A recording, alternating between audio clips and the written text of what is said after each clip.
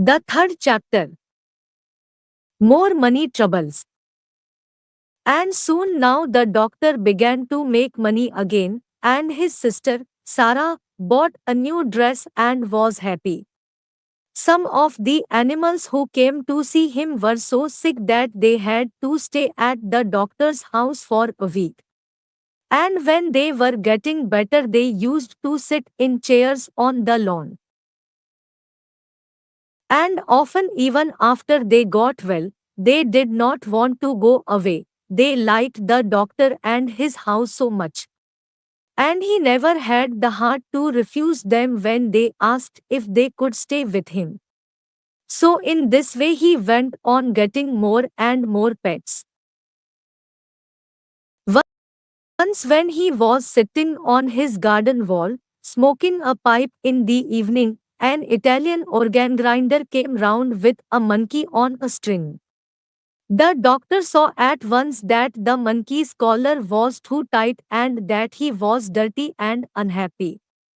So he took the monkey away from the Italian, gave the man a shilling and told him to go. The organ grinder got awfully angry and said that he wanted to keep the monkey. But the doctor told him that if he didn't go away, he would punch him on the nose. John Dolittle was a strong man, though he wasn't very tall. So the Italian went away saying rude things, and the monkey stayed with Doctor Dolittle and had a good home. The other animals in the house called him Chichi, which is a common word in monkey language, meaning ginger. And another time, when the circus came to Puddleby, the crocodile who had a bad toothache escaped at night and came into the doctor's garden. The doctor talked to him in crocodile language and took him into the house and made his tooth better. But when the crocodile saw what a nice house it was, with all the different places for the different kinds of animals, he too wanted to live with the doctor. He asked couldn't he sleep in the fish pond at the bottom of the garden if he promised not to eat the fish. When the circusmen came to take him back, he got so wild and savage that he frightened them away. But to everyone in the house he was always as gentle as a kitten. But now the old ladies grew afraid to send their lapdogs to Dr. Dolittle because of the crocodile, and the farmers wouldn't believe that he would not eat the lambs and sick calves they brought to be cured. So the doctor went to the crocodile and told him he must go back to his circus. But he wept such big tears and begged so hard to be allowed to stay that the doctor hadn't the heart to turn him out. So then the doctor's sister came to him and said, John, you must send that creature away. Now the farmers and the old ladies are afraid to send their animals to you, just as we were beginning to be well off again. Now we shall be ruined entirely. This is the last straw. I will no longer be housekeeper for you if you don't send away that alligator. It isn't an alligator, said the doctor, it's a crocodile. I don't care what you call it, said his sister. It's a nasty thing to find under the bed. I won't have it in the house. But he has promised me, the doctor answered, that he will not bite anyone. He doesn't like the circus, and I haven't the money to send him back to Africa where he comes from. He minds his own business and on the whole is very well behaved. Don't be so fussy. I tell you I will not have him around, said Sarah. He eats the linoleum. If you don't send him away this minute, I'll go and get married. All right, said the doctor, go and get married. It can't be helped. And he took down his hat and went out into the garden. So Sarah Dolittle packed up her things and went off, and the doctor was left all alone with his animal family.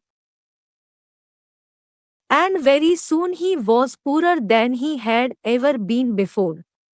With all these mouths to fill, and the house to look after, and no one to do the mending, and no money coming in to pay the butcher's bill, things began to look very difficult. But the doctor didn't worry at all.